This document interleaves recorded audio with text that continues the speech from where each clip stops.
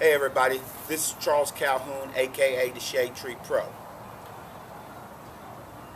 For a few months, I've been struggling, just like Tiger, with my chipping.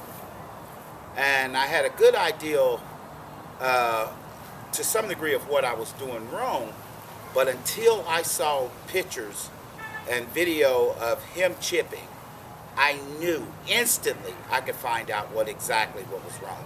I took some still photos and I was able to find some things that in chipping that should automatically go hand in hand with one another. Because to me, and I'll say this, and I know people may not agree, but I believe that chunk chips and thin chips is more of a flaw than anything else. Not so much that it's just a feel, but it is an absolute flaw.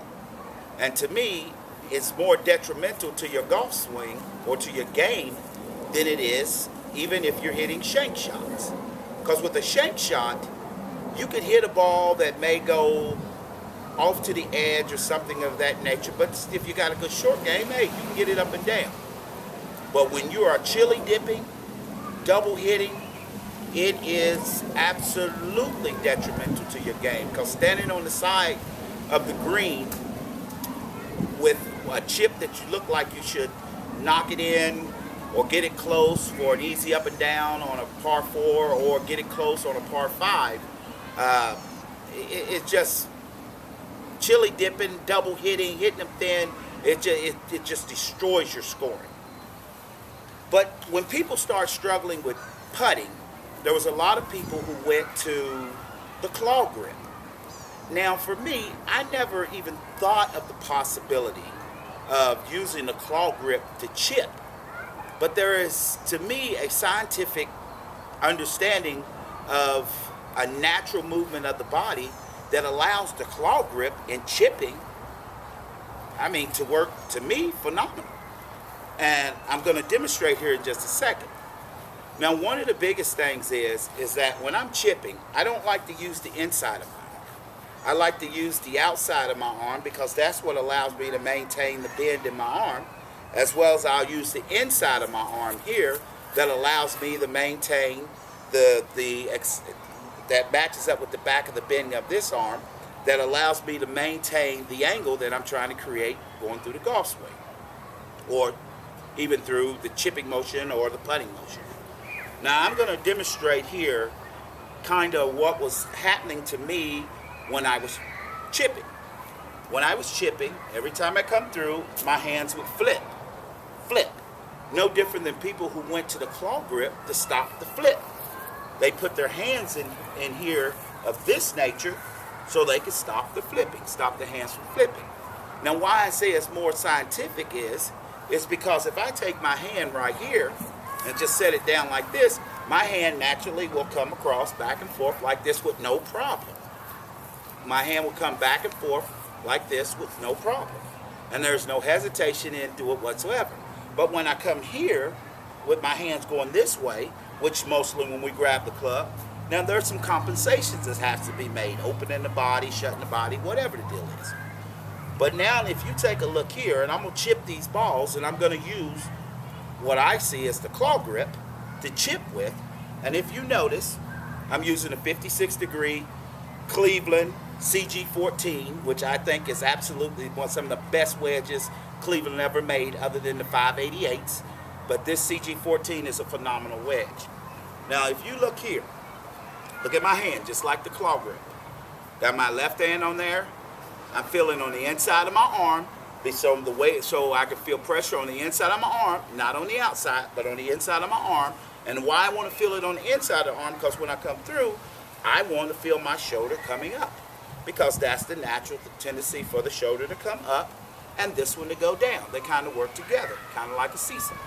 Now if you see me chipping here, and you watch me chip these balls, this is the claw grip, and as I said, I'm just taking it back.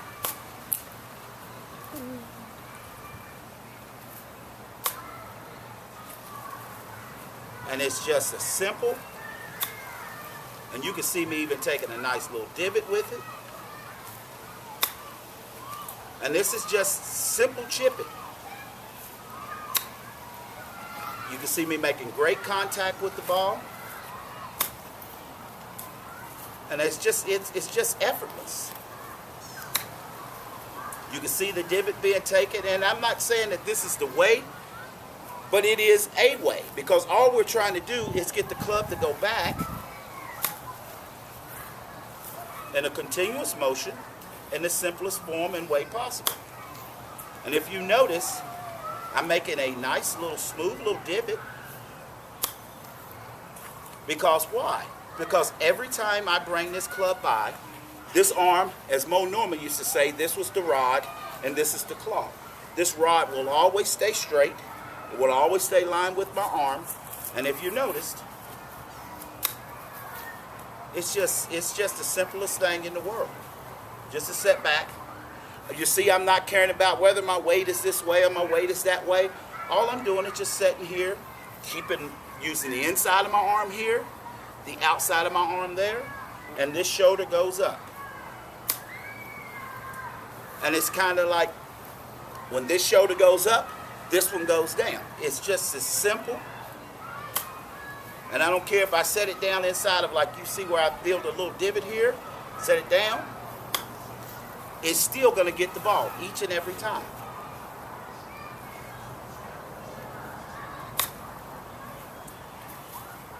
Little soft chips. Doesn't matter. And even like you take that one right there, even that one that I hit just a little bit fat, because of course you know your body's going to move, but you don't want to force it to move. You want it to move naturally. Once again, look, I even brought up a snail shell out of the ground. But once again, here it is. I'm setting it back. I'm just walking up to it. There it is, setting it down, getting my claw grip. And absolutely perfect.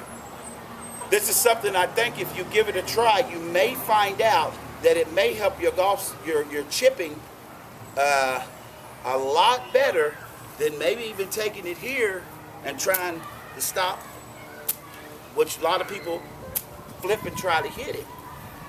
This is simple. It's just a rock back and through. Thank you very much. And once again, this is Charles Calhoun, aka the Shadetree Pro. You have a nice day, and always good golfing.